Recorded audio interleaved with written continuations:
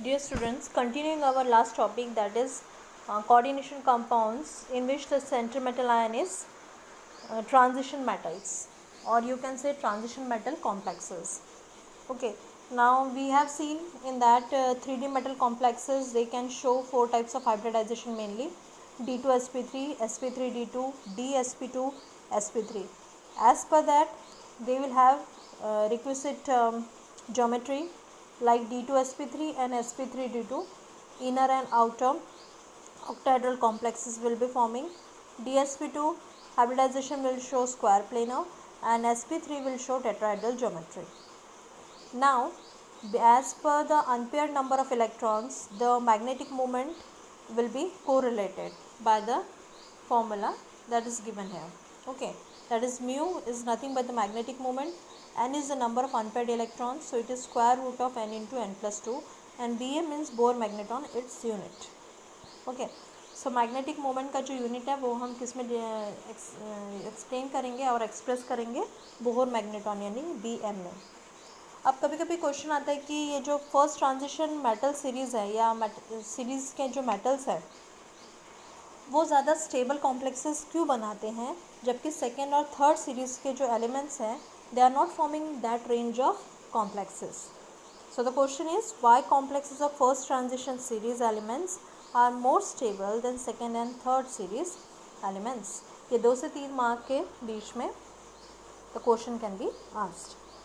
इसके रीजंस भी हैं कि पहली चीज़, इनका जो कंपैरेटिवली स्मॉलर साइज़ होता है, इनका जो एटॉमिक साइज़ होता है वो बहुत स्मॉल होता है. एटॉमिक साइज़ जितना ज़्यादा स्मॉल होगा उतने ही वो मेटल्स हाईली रिएक्टिव होते हैं, ज़्यादा स्टेबल कॉम्प्लेक्सेस बनाते हैं. दूसरी चीज़ होती है उनकी चार्ज डेंसिटी. जो चार्ज डेंसिटी है वो भी इनकी क्या रहती है, बहुत ज़्यादा रहती है. So this is someone, if it is asked for 1 mark, then this 1 point you can give. So as per the marks you have to distribute your answer points. Okay, दूसरा रीज़न क्या होता है कि इनके पास lone pair of electrons जो होते हैं, so they can readily accept this lone pair of electrons from the ligand and they can form number of stable complexes. तो ये जो पहला पॉइंट है वो सेकेंड पॉइंट से कोरिलेटेड है. अगर इन्हीं पॉइंट्स में बहुत सारे गिव रीज़न वाले 1 मार्क के 2 मार्क के क्वेश्चन है कि how they can form the bond with ligands, तो या फिर how they are forming stable complexes in this coordination compounds. तो यहाँ क्या हो रहा है कि उनमें कैपेसिटी क्या होती है, उनकी एक तो एटॉमिक साइज़ छोटी है, उनकी हाई डेंसिटी है. ये जो चार्ज डेंसिटी पॉजिटिव होने की वजह से जो लोन पेयर इलेक्ट्रॉन एक्सेप्ट करने की जो टेंडेंसी है लिगेंड से वो बहुत ज़्यादा हो जाती है, और इसी वजह से वो स्टेबल कॉम्प्लेक्सेस बनाते हैं. तो फर्स्ट और सेकंड पॉइंट पूरा कोरिलेटेड है. थर्ड चीज़ क्या होती है कि ये जो मेटल्स होते हैं, इनके जो ऑर्बिटल्स होते हैं वो पार्शियली वैकेंट होते हैं. ट्रांजिशन मेटल्स की स्पेसिफिक हम बात कर रहे हैं. ट्रांजिशन मेटल्स में जो उनके ऑर्बिटल्स होते हैं मेटल के, वो पार्शियली वैकेंट होने की वजह से वो आसानी से हाइब्रिड ऑर्बिटल्स बना सकते हैं, और जिनकी एनर्जीज इक्विवेलेंट, जो भी रिक्वायर्ड एनर्जी होगी उस हिसाब से वो उस तरह के हाइब्रिड ऑर्बिटल्स बना के they can form bond with ligands. So in this way they can form the complexes. Next reason is उनके oxidation states. They have variable oxidation states. In the previous classes also maybe you have seen that from scandium to zinc the manganese having 7 oxidation states, है ना. तो इस तरह से variable oxidation state यानी बहुत सारे ऑक्सीडेशन स्टेट्स होने की वजह से उनमें इजीली अवेलेबिलिटी रहती है, और इसी टेंडेंसी की वजह से दे can form number of coordination compounds. जितने वेरिएबल ऑक्सीडेशन स्टेट्स रहेंगे उनका कोऑर्डिनेशन नंबर भी वैरी होगा. सो जितना कोऑर्डिनेशन नंबर वैरी हो रहा है मतलब number of bonds are representing coordination number.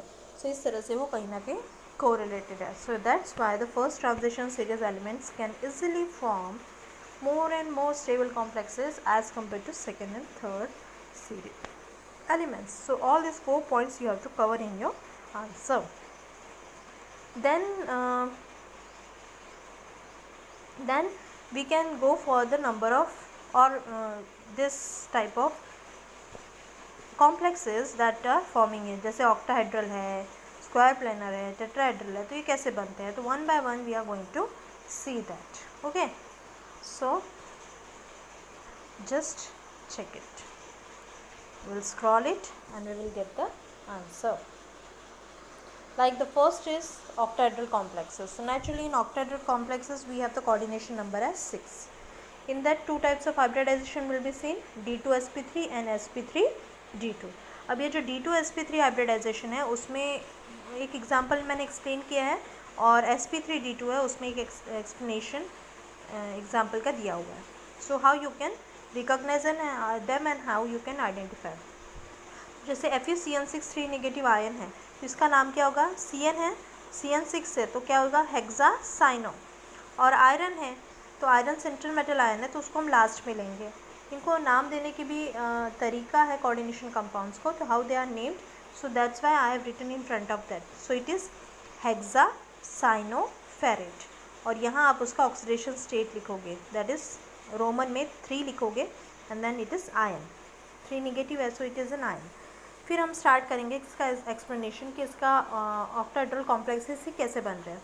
So first we will go for the electronic configuration. Okay, now in case of electronic configuration what is happening here, electronic configuration हम पहले किसका लेंगे, metal का, metal ion का नहीं. तो यहाँ central metal कौन है, Fe का एटॉमिक नंबर क्या है, 26. तो वो 1s2 2s2 में ना जाते हुए we will end up with the stable one, यानी कि 3d से स्टार्ट करेंगे. ठीक है, तो इसमें 3d 6 है, फिर उसके बाद 4s2 है. ओके, उसके बाद 4p में भी कोई इलेक्ट्रॉन नहीं है. ओके, 4d में भी नहीं है. So that's all it is having. So ये हो गया मेटल के बारे में. अब यहाँ जो है ये आयन है, Fe जो है वो आयन फॉर्म में है. Fe का ऑक्सीडेशन स्टेट क्या है, Fe3+, यानी कि वो अपने 3 इलेक्ट्रॉन लूज़ करेगी. तो पहले वो 4s में से इलेक्ट्रॉन लूज़ करेगी और फिर 3d में से. So what its oxidation will be 3d और 4s आप लिख लीजिए. तो 4s के 2 इलेक्ट्रॉन गए और यहाँ d के 1, यानी टोटल 3 इलेक्ट्रॉन्स गए. तो यहाँ आ जाएगा 0 और यहाँ आ जाएगा 6 की जगह आ जाएगा 5. So in this way the oxidation state will vary here. Okay, and the electronic configuration is changing. Now here you can check it, the difference. These are the energy levels. जैसे 3D में 5 blocks होते हैं, 5 energy levels हैं.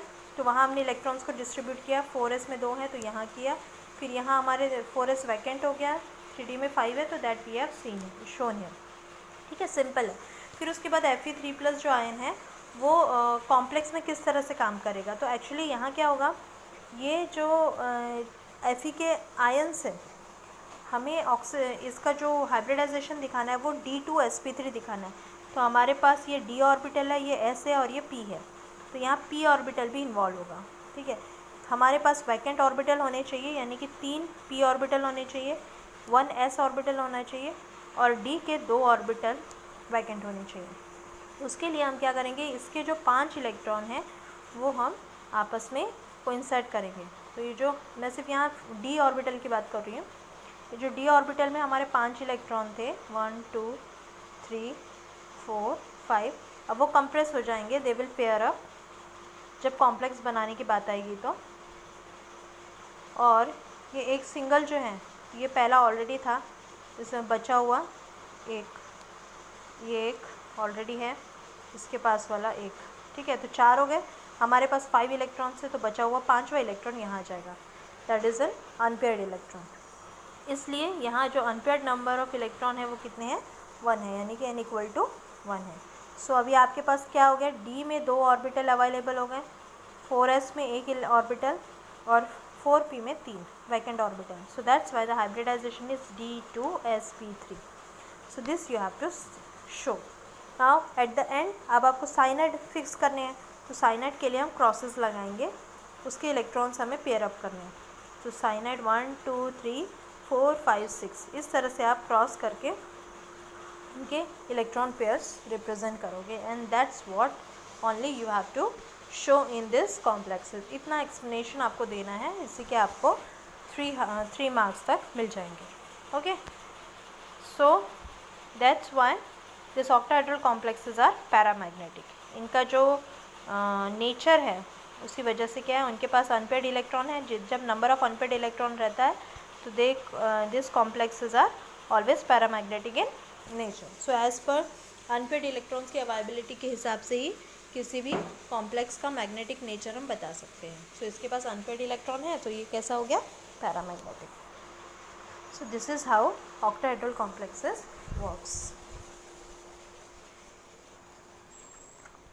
Okay, so in this way we are going to stop the topic, and in the next class we are going to see the remaining one. Thank you and have a nice day.